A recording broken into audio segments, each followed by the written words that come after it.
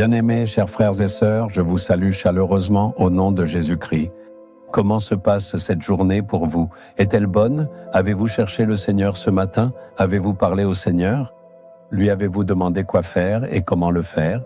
Ne vous ai-je pas dit? Puisque David a consulté le Seigneur et a tout fait selon sa volonté, il a réussi.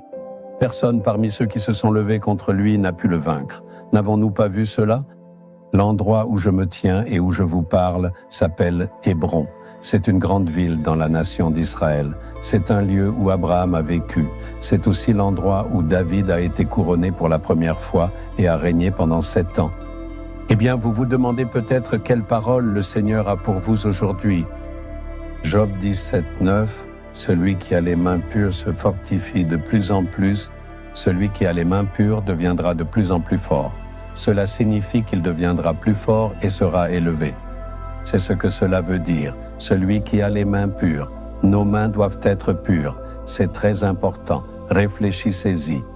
Travaillez-vous dans le gouvernement? Êtes-vous nommé comme officier dans le gouvernement? Avez-vous entendu ceux qui travaillent dans le gouvernement dire « Mes mains sont propres », c'est-à-dire que je ne prends pas de pot de vin. Si vous prenez des pots de vin, vos mains deviendront impures. Cela signifie qu'elles sont souillées. Comment le Seigneur pourrait-il élever de telles personnes?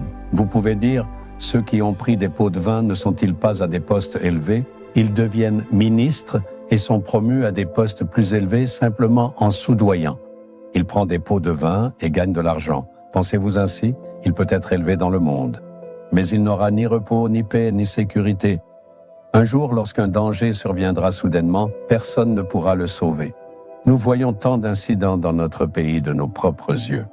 Mais lorsque son cœur est pur, Dieu sera à ses côtés pour le protéger, le fortifier et l'élever. C'est ce que cela signifie. Si vous travaillez pour le gouvernement, il est important de comprendre que vous devez d'abord réaliser que vous êtes véritablement un serviteur de Dieu.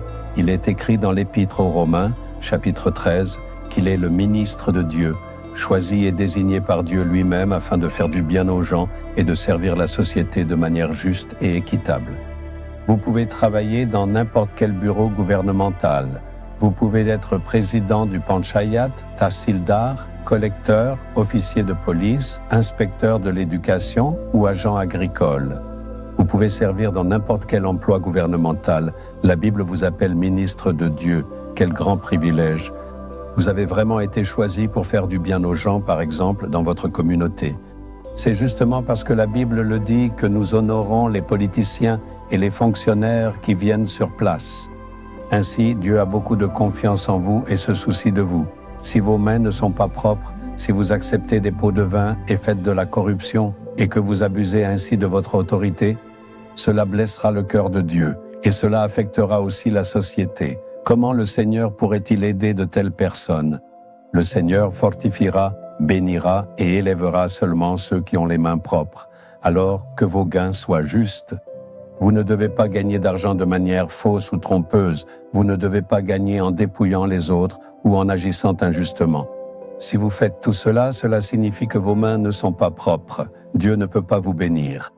Alors vous devez vous engager à garder vos mains propres. Supposons que vous fassiez des affaires. Si vous le faites pour un profit illimité, cela aussi n'est que de l'injustice, dit la Bible. Même le profit dans votre entreprise doit être juste. Vous devez tout faire avec justice. Vous ne devez pas tendre la main pour commettre l'injustice. Dites au Seigneur, « Seigneur, que mes mains soient propres. » Les mains de Jésus ont été clouées et elles ont versé du sang. C'est pour les péchés que nous commettons avec nos mains. Ces mains ont été percées de clous. Nous pensons que tenir une cigarette ou une bouteille d'alcool dans notre main suffit à la rendre impure. Donner des pots de vin, gagner de l'argent injustement ou obtenir un revenu de manière injuste nous salit aussi. Nous devons en prendre conscience et nous engager à garder nos mains propres. Le direz-vous? Vas-tu t'engager? Seigneur, que mes mains soient pures, que mes gains soient purs. J'engage mes mains à cela. N'as-tu pas livré tes mains pour qu'elles soient percées de clous? Lave mes mains avec ton sang et sanctifie-les. Je m'engage à garder mes mains loin de tout gain injuste. Au nom de Jésus, Amen. Amen. Abonnez-vous à la chaîne YouTube Jésus Redeems français. cliquez sur le bouton s'abonner et cliquez également sur l'icône cloche pour recevoir des mises à jour sur nos nouveaux programmes quotidiens